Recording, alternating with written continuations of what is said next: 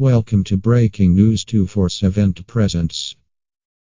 For reasons unknown, Hillary Clinton thinks that she's still relevant and that the American people care what she has to say.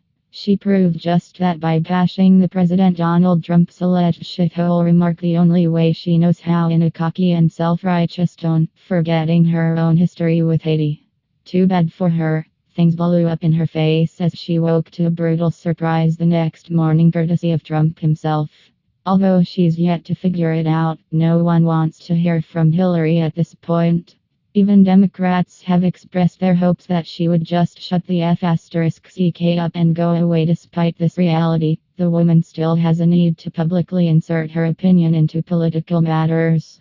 Too bad for Hillary. All she keeps doing is making things worse for herself, and that's exactly what happened most recently. In fact, if her goal is to become the most hated woman in America, she's now well on her way. The left went absolutely berserk after a report broke alleging that President Donald Trump referred to a few places around the globe as shitholes. Just like that, the liberal media reignited attacks against Trump, even going so far as to call him a racist simply because the countries he criticized were home to people of color.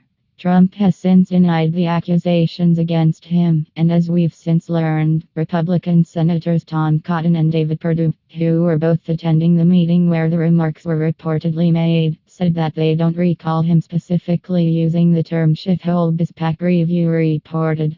Still, doing as she always does, Hillary Clinton decided that it was the perfect time to jump on the hate bandwagon, without knowing all the facts or considering her own sordid past, in order to attempt to give herself a little boost in popularity.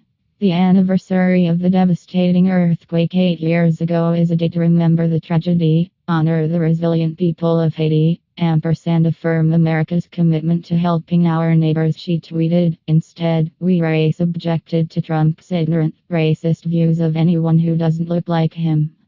Previously reported how Hillary took to Twitter in order to bash Trump's shithole remarks, only to be slammed by angered Americans who were quick to point out how she stole money from the Haitian people following the earthquake that she spoke of in her tweet. Unfortunately for her, having her crooked affairs exposed to her Twitter followers was the least of her worries. What she didn't realize is the fact that her criticisms of Trump were about to come at the worst possible time. Proving just that, Hillary woke to a brutal surprise courtesy of President Donald Trump himself just one day after her comments, and ironically enough, it centers around Haiti as well. According to a review, the Department of Justice announced an 11-count indictment connected with the Uranium One deal, and Hillary Clinton, in short, an American executive, has been charged with attempting to bribe Russian officials in the uranium deal, New York Post reports. Mark Lambert, who is the co-president of the Nuclear Materials Transportation Company, has been charged with 1 count of conspiracy to violate the Foreign Corrupt Practices Act (FCPA) and to commit wire fraud, 7 counts of violating the FCPA, 2 counts of wire fraud, and 1 count of international promotion money laundering, the report continues. The charges stem from an alleged scheme to bribe Vadim Grin, a Russian official at JSC, a subsidiary of Russia's State Atomic Energy Corporation and the sole supplier and exporter of Russian Federation uranium and uranium enrichment services to nuclear power companies worldwide, in order to secure contracts with Tenex.